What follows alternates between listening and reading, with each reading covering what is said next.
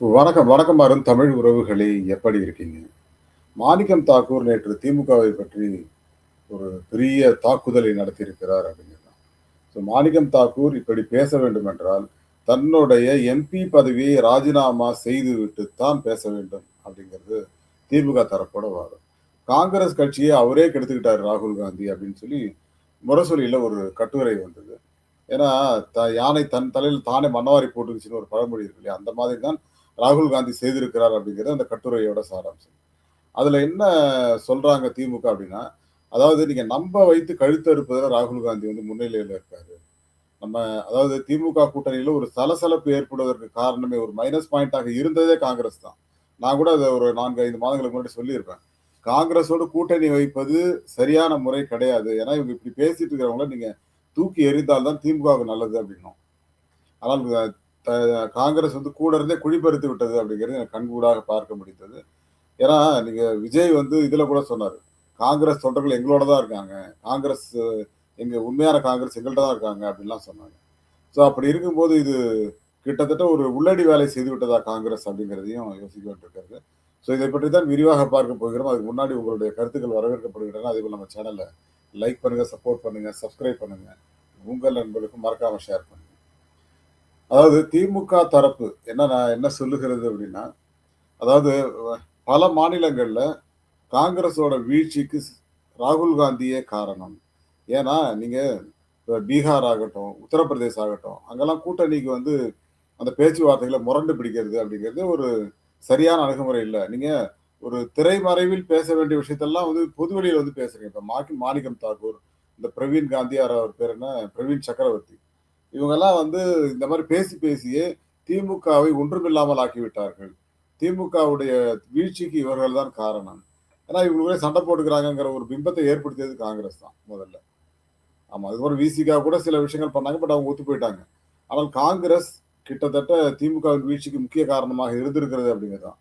அதாவது நீங்க விஜய் பக்கம் போகணும்னு ஆசைப்பட்டு தான் அப்ப தேர்தலுக்கு முன்னாடியே போயிருக்கணும். நீங்க மெஜாரிட்டியா பண்ணி நீங்க ஜெயிச்சே கூட இருக்கலாம். அது வேற விஷயம். பட் திமுக இப்படி உங்களை விட்டுக் கொடுக்காமல் பேசியது இல்லையா? அது எவ்வளவு பெரிய தவறு அப்படிங்கிறது இப்ப கண்கூடாக தெரிகிறது. ஆனால் கூட்டணி கட்சிகளை பொறுத்தவரைக்கும் எல்லோருமே வந்து ஒரு அரைகுறை மனதோடு இருந்தார்களோ இந்த முறை அப்படிங்கிற மாரி தான் இருக்கு. அதாவது திமுக தொடர்ந்து 4 தேர்தல்கள்ல கூட்டணியாக இருந்திருக்கிறார்கள். திமுகவும் அந்த கூட்டணியும் சரி. விசிக, காங்கிரஸ், கம்யூனிஸ்ட் எல்லாருமே, ஐயுஎம்எல் எல்லாருமே. ஆனால் அத தாண்டி நீங்க இன்னொரு முக்கியமான விஷயத்த யோசிச்சு பார்த்தீங்க அப்படின்னா, காங்கிரஸ் போன்ற பேரியக்கங்கள் வீழ்ந்ததற்கு முக்கிய காரணம், அவர்கள் மாநிலங்கள்ல இருக்கிற கட்சிகளை நடத்திய விதம். அதுதான் அங்க முக்கியம். 2011ஆம் ஆண்டு கிட்டத்தட்ட முதல் மாடியில ரெய்டு நடக்குதுங்க. கீழ வந்து 63 தொகுதி வாங்குறாரு இவரு சிதம்பரம். மிரட்டி கிட்டத்தட்ட காங்கிரஸ் வந்து திமுக மிரட்டி வாங்கியது 63 தொகுதிகள். அதனாலேயே தோல்வி அடைந்தது திமுக. அது போன்றது ஒரு சூழல, பிரச்சனையை ஆட்சியில் இருக்கும்போது காங்கிரஸ் நடத்தியதெல்லாம் இன்னைக்கு மிகப்பெரிய ஒரு வீழ்ச்சியை சந்தித்திருக்கிறது. எல்லா இடங்கள்லயும் காங்கிரஸ பற்றி ஒரு மைனஸ் பாயிண்ட் தான். இன்னைக்கு பிஜேபி இந்த அளவுக்கு வளர்ந்திருக்கிறது அது காரணம் அப்படிங்கிறது அது காங்கிரஸ் தான். ஏன்னா, நீங்க பல 3 தேர்தல்கள்ல தொடர்ந்து தோல்வி. இப்படி ஒரு கட்சியை வைத்துக்கொண்டு என்ன செய்வது? ராகுல் காந்தி அவர்கள் கன்னியாகுமரி டூ காஷ்மீர் நடந்து போனார். ரொம்ப சந்தோஷப்பட்டேன். ஆனா மீடியாக்கள் அதை மறைத்தது. ஆனால் என்னன்னா, அதை இன்னும் சிறப்பா பண்ணியிருக்கலாம் அப்படிங்கிறது தான் என்னுடைய இது. அதேபோல அவரு இந்த பக்கம் இருந்து கூட கிழக்குல இருந்து மேற்குல கூட நடந்து வந்தார் அப்படின்னு நினைக்கிறேன் ஒரு தேர்தல் அப்போ. பட் அது கை கொடுத்ததா அப்படின்னு கேட்டா இல்ல. அதுக்கு என்ன காரணம் அப்படின்னா, இவர்கள் மாநில அரசுகளோட நடந்து கொள்ளுகிற முறை. அதுதான் அங்க மிகப்பெரிய ஒரு சிக்கலாகி இருக்கிறது. எனக்கு தெரிந்த 543 தொகுதிகளிலும் காங்கிரஸ் தனிச்சு நிக்கணுங்க. எந்த கட்சியையும் நம்பக்கூடாது. இந்த கூட்டணிங்கிற விஷயத்தையே கூடாது. ஏன்னா 15 வருஷம் ஆயிடுச்சு. இப்போ ஒரு பெரிய ஆன்டி இன்கம்பன்சி இருக்கு. அப்படி இருக்கணும். ஆனா மற்ற கட்சிகள் என்ன பண்ணணும் அப்படின்னா, மாநில கட்சிகள் தங்களுடைய எம்பிக்கள இன்கிரீஸ் பண்ணணும். அது மட்டும் தான் குறிக்கோள். இப்ப திமுகவுக்கு 20, 22 எம்பிக்கள் தான் இருக்காங்க. அடுத்த முறை 40 எம்பிக்கள் இருக்காங்கன்னு வச்சுக்கங்களேன், அவங்க பிஎம் கேண்டிடேட்டா கூட யாராவது ஒருத்தர் நிக்கலாம். அந்த அளவுக்கு வர முடியும். ஏன்னா இன்னைக்கு மம்தா பானர்ஜி ஃப்ரீயா இருக்காங்க. அவங்களும் பதவியில இல்ல இப்போ. இப்படி இவங்க எல்லாம் சேர்ந்தாலே 300 சீட் ஈஸியா ஜெயிச்சிடலாம். அகிலேஷ் யாதவ், இவரு தேஜஸ்வி, மகாராஷ்டிரால சிவசேனா, ஆந்திரால ஜெகன்மோகன் கூட வரலாம் இந்த கூட்டணிக்கு. இப்படிலாம் வந்தா இன்னும் நிறைய விஷயங்கள அவங்க அனலைஸ் பண்ண முடியும். இது ஒரு பக்கம் இருக்கட்டுங்க. இங்க தமிழ்நாட்டை பொறுத்தவரைக்கும் திமுக தன்னை நிலைநிறுத்திக் கொள்ள படாத பாடு பண்ணிட்டு இருக்குங்க. ஆனால் காங்கிரஸ் வந்து ஏதோ தங்கிட்ட ஒரு 10% ஓட்டு இருக்கிற மாதிரியும் அந்த பேச்செல்லாம் இருக்கு இல்லையா? அது மாணிக்கம் தாக்கூர் போன்றவருக்கு அழகல்ல. நான் என்ன சொல்றேன், நீங்கள் திராணி இருந்தால் எம்பி பதவி ராஜினாமா பண்ணிட்டு, திமுகவால் வெற்றி பெற்ற என்னுடைய எம்எல்ஏக்களே வேணாம் அப்படின்னு ராஜினாமா பண்ணுங்க. எம்பி பதவி வேணாம்னு ராஜினாமா பண்ணிட்டு, அதுக்கப்புறம் பேசுங்க. திமுகவை பற்றி குறை சொல்வதற்கு உங்களுக்கெல்லாம் தகுதியே கிடையாது. அப்படி அப்படி பார்த்தார். திமுகவால் பதவி சுகத்தை அனுபவித்துக் கொண்டிருக்கிற காங்கிரஸ் கட்சியினர் இந்த பேச்சு பேசலாமா? 2014ல தனியா நின்னீங்க. என்னாச்சு? 2 1/2 3% கூட உங்களால வாங்க முடியல. நீங்க பேசுறீங்க. அதுல தேமுதிகவோட வாக்குகள் வேற இருக்கு. இப்படி வச்சுட்டு நீங்க வந்து கதை பேசிட்டு உட்கார்ந்துருக்கீங்க. நான் என்ன சொல்றேன், உங்களால முடியல அப்படின்னா நீங்க வாங்க பேசுங்க.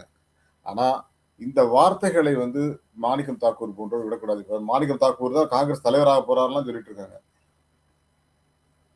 பல்லு இருக்கவன் பக்கோடா சாப்பிடுறோம் அப்படின்னு சொல்ற மாதிரி வாய் வச்சுட்டு தான் அவர் பொழிச்சிட்டு இருக்காரு. வேற ஒண்ணும் கிடையாதுங்க.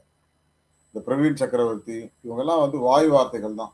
அதாவது அடுத்தவனுடைய வளர்ச்சியில தன்னுடைய பங்கு இல்லைனாலும் அவங்க கூட போய் ஒட்டிக்கிறது. ஜெயிச்ச 5 எம்எல்ஏக்களை வச்சு அடுத்த நாள் திமுக ஒரு வார்த்தை கூட சொல்லாம ஓடி போறீங்க.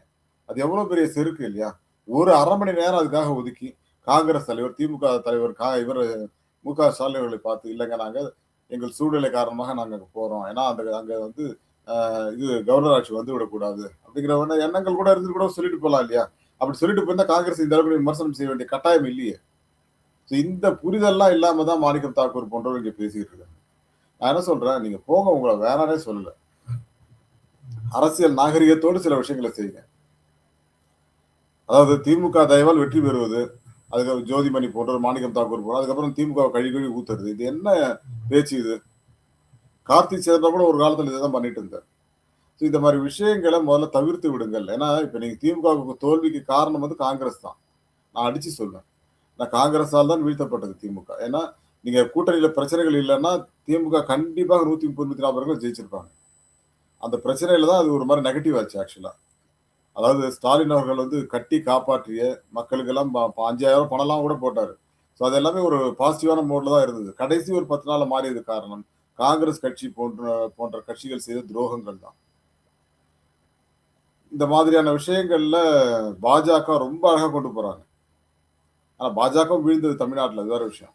ஆனால் இன்னைக்கு வெஸ்ட் பெங்கால்ல 200 இடங்களுக்கு மேல ஜெயிச்சிருக்காங்க. அதுக்கு என்ன காரணம் அப்படின்னா பாஜக வந்து கொஞ்சம் கொஞ்சமாக மைனூட்டாக சில விஷயங்களை பண்றாங்க. சாதி வாரியாக, மொழி வாரியாக இந்த மாதிரி விஷயங்கள்லாம் பண்றாங்க. பட் தமிழ்நாட்டுல அவங்களோட விஷயங்கள் எடுபடல. ஆனால் மற்ற மாநிலங்கள் எடுபடுகிறது. இன்னைக்கு கேரளாவில் 2 எம்எல்ஏ ஜெயிச்சிட்டாங்க.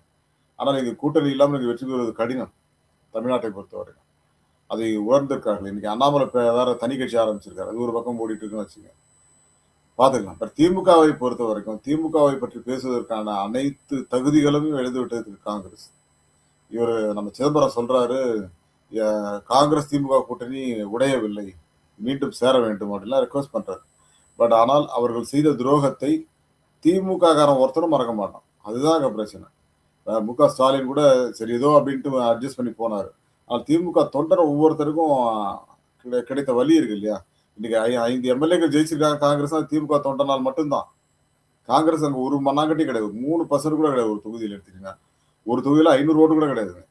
இவர்களெல்லாம் வந்து இங்க வீராப்பு பேசிட்டு உட்கார்ந்துருக்காங்க. வெறும் வீராப்பு பேசுவதற்கு இந்த விஷயம் தேவையா சொல்லுங்க?